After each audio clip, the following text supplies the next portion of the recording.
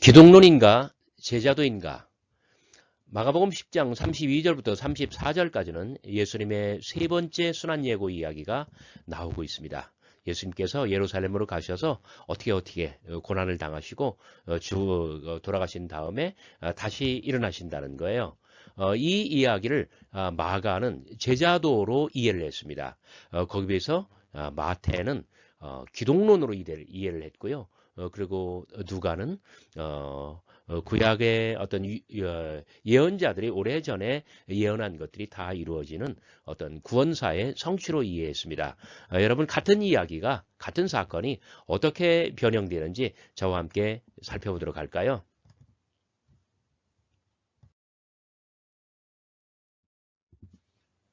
먼저 마가복음 본문입니다. 10장 32절부터 34절. 예루살렘으로 올라가는 길에 예수께서 그들 앞에서 가시는데 그들이 놀라고 따르는 자들이 두려워하더라. 이에 다시 12를 내리시고 자기가 당할 일을 말씀하여 이르시되. 자, 여기까지 먼저 보겠습니다. 여기 앞에 서서 가시는데 원래 원어는 프로아고, go first, 먼저 가신다는 이야기예요. 앞에 서서 간다. 그러면 서서와 가다. 동사가 두 개가 나오잖아요. 안 맞습니다. 자, 요거는 앞에서 가시는데 이것은 마가복음에서 굉장히 중요한 용어예요. 그래서 반드시 고치는 것이 옳다고 생각됩니다. 왜냐면은 마가복음은 길의 복음이에요. 자, 예루살렘으로 올라가는 길에라고 했을 때 길은 하나의 타이틀, 표제어가 됩니다. 마가는 예수님이 앞에서 가심으로 말미암아 어떤 예수의 길을 보여주는 거예요. 왜 앞에 가십니까? 어떤 제자가 된다는 것은 그 예수님을 따른다는 거거든요. 앞에 간다는 것은 본을 보인다는 것, 어떤 모범을 제시한다는 거예요. 모범 답안을 제시하시는 것이죠. 그러니까 마가복음이 70년에 쓰여졌다고 한다면 예수님께서 사시고 돌아가신 것은 30년입니다. 그러니까 40년 전에 AD 1세기 30년에 예수님께서는 길을 걸으셨고 그것은 앞서 가신 거예요. 그것은 하나의 본이고 모범입니다. 40년 뒤에 어떤 마가 교회 공동체는 자, 복음서 안에서는 제자들로 표상되고 있는데요. 예수께서 40년 전에 가신 그 길을 따라가는 거예요. 바로 그런 면에서 예수님께서는 프로아고, 예수께서는 앞에서 가시고, 그리고 길순을 잡아가시는 겁니다. 근데 이야기 세계 안에서 예수께서는 저만치 앞서가시고, 제자들은 이만치 뒤에서 따라갑니다. 그런데 그들이 놀라고 따르는 자들은 두려워하더라. 그들이 누굴까요? 따르는 자들 다 제자들이에요. 그들은 놀라고 따르는 자들은 두려워합니다. 왜? 예루살렘으로 길순을 앞에서 가시는데 먼저 독단적으로 예루살렘 쪽으로 길순을 잡으시거든요. 예루살렘이 어떤 곳이기 때문에 예루살렘은 서기관들, 그 다음에 대제사장들, 장로들, 늘 예수님의 적대자들이 뭐랄까요, 우글거리고 모여 있는 하나의 본산지예요. 그들의 거처예요. 그렇기 때문에 이들은 놀라고 다른 자들은 두려워합니다. 이것은 제자들의 어떤 두려움, 그 다음에 불신, 그리고 내키지 않는 마음, 이런 모든 것들에 대한 상징어입니다. 자, 붉은색으로 마크한 것은 제자도입니다. 기독론입니다. 예수님, 그 다음에 그 녹색으로 마크한 것은 제자도에 관한 이야기입니다. 보라, 우리가 예루살렘에 올라가노니 인자가 대제사장들과 서기관들에게 넘겨지며 그들이 죽이기로 결의하고 이방인들에게 넘겨주겠고 그들은 능욕하며 침뱉으며 채찍질하고 죽일 것이나 그런 3일 만에 일어나리라 하시니라. 자, 이 살아나다라고 번역을 했습니다만은 죄송합니다. 아나스테이 세타이 어떤 그 rise up 일어난다는 이야기예요. 물론 죽은 다음에 일어나는 거니까 살아나는 거죠. 그러나 원어는 그렇게 돼 있다는 것을 아시기 바랍니다. 자, 이 부분은 33절, 34절이 세 번째 순환 예고입니다. 그러니까 8장 31절, 9장 31절이 첫 번째, 두 번째 순환 예고라고 한다면 이 부분은 세 번째, 마지막 순환 예고예요. 첫 번째, 두 번째 순환 예고에 비하여 세 번째 순환 예고는 가장 디테일합니다. 그리고 예루살렘에 올라가노니 예루살렘을 처음으로 언급합니다. 자, 예수님께서는 예루살렘으로 어떤 여행을 출발하셨어요. 예수님의 여행이 예루살렘으로 가는 여행이 예루살렘에서 어떤 다 여행이 끝이 나게 된다면 예수의 생애도 끝난다는 것을 우리는 알 수가 있습니다. 모든 독자들이 알지만 그러나 순환 예고가 다 또 얘기를 해주고 있어요. 보라, 우리가 예루살렘에 올라가노니. 자, 이제 지금 33절이지만 이제 불과 한 열 몇 절만 있으면 11장 1절 예수님의 예루살렘 입성이에요. 그러면 곧바로 예수님께서는 불과 주일날 입성하시고 목요일날 체포되시고 금요일날 돌아가시잖아요.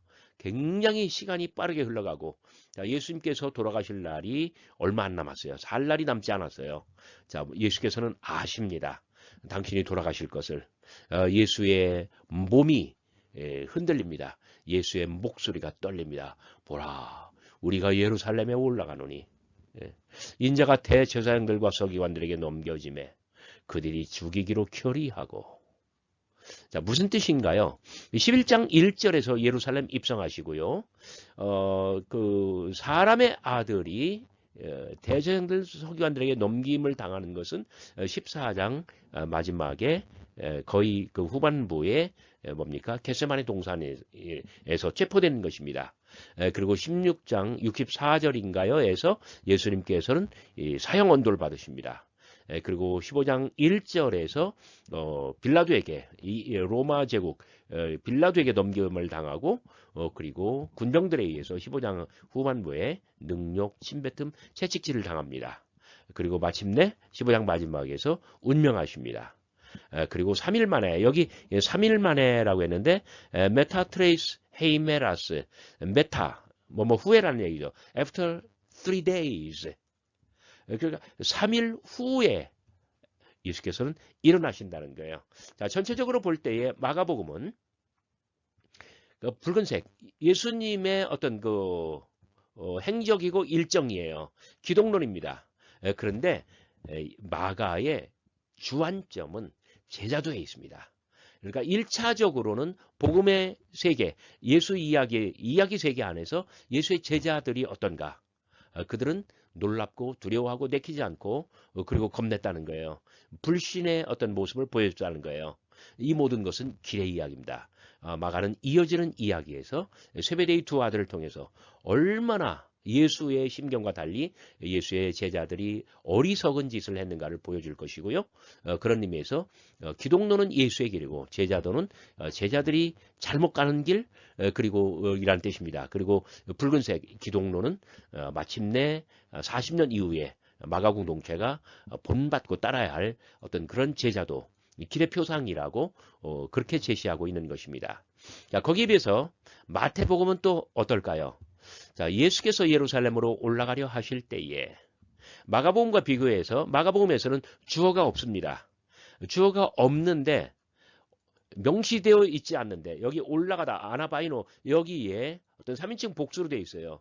굳이 말하자면 숨겨진 주어가 그들입니다. 그들이 예루살렘으로 올라가는 길에 예수님과 제자들을 뜻하겠죠. 거기에 비해서 마가는 제자들을 빼고 주어를 예수님이라고 명시했습니다. 예수께서 예루살렘으로 올라가려 하실 때에 그리고 이 부분을 어떤 파란색 부분을 다 삭제하잖아요. 이것이 마태복음 본문의 특징입니다. 마태는 제자도에 관한 요소들을 마가의 본문으로부터 다 제거하고 있는 거예요. 12제자를 따로 데리고 길에서 이르시되 자, 마가는 12제자라고 한 적이 없죠. 마태는 12이라고 하는 숫자와 제자라고 하는 명사를 결합시키는 그런 복음서 그랬습니다. 들이시고 길에서 이르시되 자, 마가복음 표제에 있는 기레가 여기 길에서로 내려와 있습니다. 그러니까 이렇게 했을 때 어떤 변형되는 의미의 효과는 무엇입니까? 지금 예수님께서 예루살렘 여행을 출발하실 때 그 여행길의 출발점이 바로 이 지점이라고 하는 것을 마태는 보여주는 거죠. 이르시되 보라 우리가 예루살렘으로 올라가노니 인자가 대제사장들과 거의 마태와 마가와 동일 거의 대동소이합니다. 그런데 채찍질하고 죽일 것이나를 십자가에 못 박게 할 것이나로 바꿨습니다. 무슨 뜻일까요? 그냥 죽이는 것이 아니라 십자가 죽음이라고 하는 것을 마태는 역사적으로 이렇게 제시한다고 하는 것이죠. 그 다음에 여기 제3일에 마가는 3일 후에 그걸 3일 만에라고 했어요. 근데 이걸 제3일에라고 고쳤어요. 자, 여기 굉장히 생각할 점이 있습니다. 예수님의 어떤 운명은 금요일 오후 3시예요. 그리고 부활은 주일 새벽 해 뜨기 이전이에요. 그러니까 토요일 하루는 꽉 찼지만 금요일은 12시간이 채 안 되고요. 그리고 토요일은 불과 몇 시간이에요. 그렇다면 하루 반도 채 되지 않네요. 그런데 3일 후에라고 하는 것이 마태에게는 모순되었게 보였을 거예요. 그래서 제3일, 세 번째 날에 살아나셨다는 거예요. 그리고 여기 일으킴을 받으리라로 말하고 있습니다. 마가의 아나스테이세타이를 에게일 테이세타이로 바꾸고 있습니다.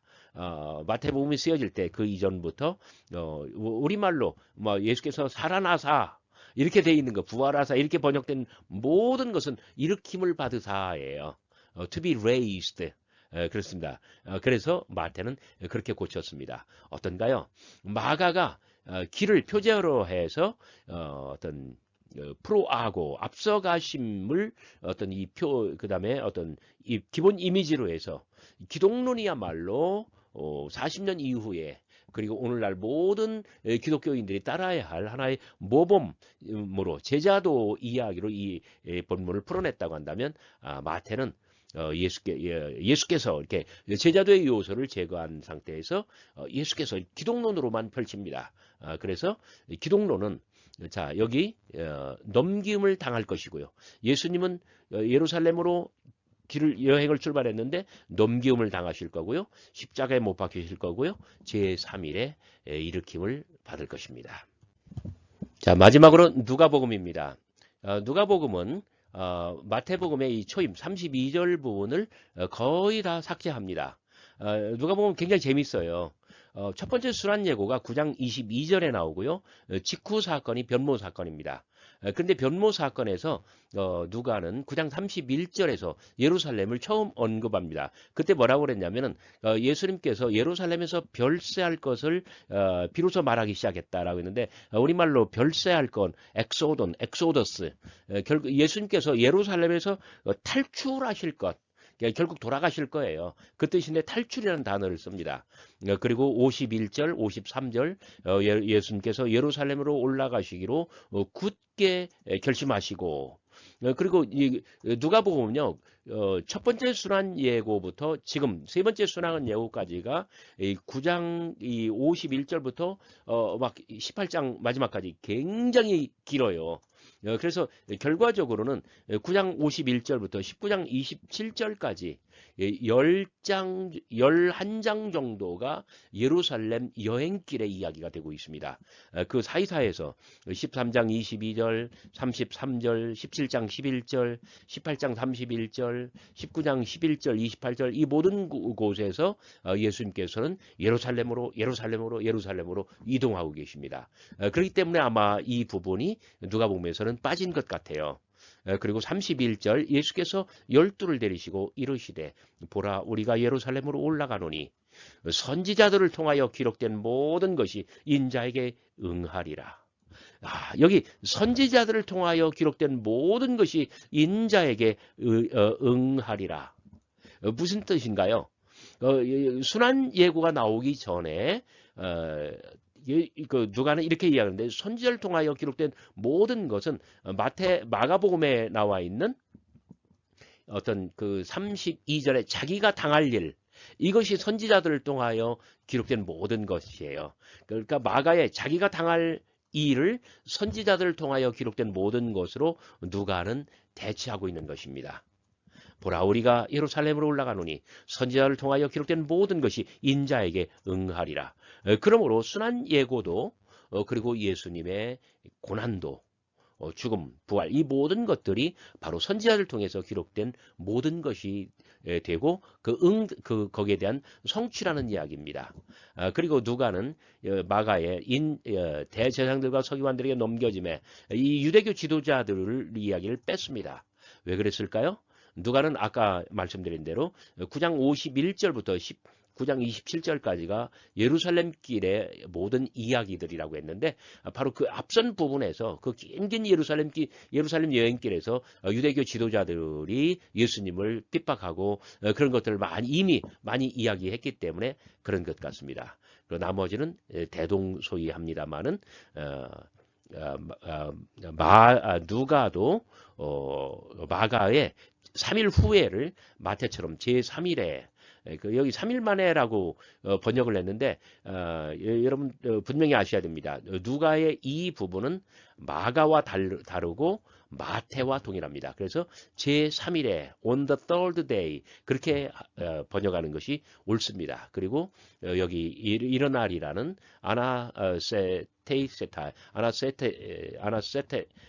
죄송합니다. 아나스테이세타이 마가와 동일합니다. 그런데 누가는 34절을 추가했네요. 제자들이 이것을 하나도 깨닫지 못하였으니 그 말씀이 감추었으므로 그들이 그 이르신 바를 알지 못하였습니다. 누가는 이 부분을 추가했어요. 그런데 그 말씀이 감추었으므로 그게 바로 뭐냐면 선지자들을 통하여 기록된 모든 것이에요. 자, 어떤 영문일까요? 누가는 이미 9장 45절에 이런 표현을 씁니다. 그들이 이 말씀을 알지 못하니 이는 그들로 깨닫지 못하게 숨긴 바 되었습니다. 또 그들은 이 말씀을 묻기도 두려워하더라. 자, 그들이 이 말씀을 알지 못하니, 자, 그러니까 제자들이 이것을 하나도 깨닫지 못하였으니 비슷하죠. 그 말씀이 감추었으므로, 근데 9장 45절에서는 뭐라고 하냐면은, 이는 그들로 깨닫지 못하게 숨긴 바 되었습니다. 감추었으므로, 숨긴 바 되었으므로, 동일한 언어인데 다르게 번역이 되었네요. 그들은 이 말을 묻기도 무서워하더라. 그러니까 이 9장 45절과 유사하게 되어 있습니다. 이것은 누가복음의 특징입니다. 자, 예수님에 관한 어떤 복음적 사건, 십자가 죽음, 부활 이 모든 것들은요 선지자들 통해서 기록된 것이고요. 그리고 그것은 감추인 말씀이에요. 아직까지는 제자들이 이것을 깨닫지 못하지만 그러나 시간이 이르면 이것은 밝게 드러날 것이고 그리고 모두가 다 알게 될 것입니다. 누가복음의 이야기 세계에서는 어떤가요? 예수님 돌아가실 때까지 그리고 부활하신 직후까지도 제자들은 알지 못했죠. 그런데 엠마오 길에서 이것이 계시되기 시작하죠. 굉장히 인상적인 부분입니다. 바로 그런 면에서 선지자를 통해 기록된 모든 것이 예수 그리스도의 죽음과 부활을 통하여 성취될 것이나 제자들은 아직 알지 못한다. 그래서 누가는 마가가 기독론을 모범으로 하는 제자도의 이야기로 했고 마태가 순수히 어떤 기독론의 이야기로 이해했다고 한다면 누가는 이 모든 이야기를 어떤 그 예수 그리스도의 죽음과 부활을 통해서 이루어지는 하나님의 구원의 섭리 그리고 그 구원사의 어떤 감추임과 계시 이러한 각도에서 이해한다는 점을 기억해 주시기 바랍니다. 여러분 감사합니다.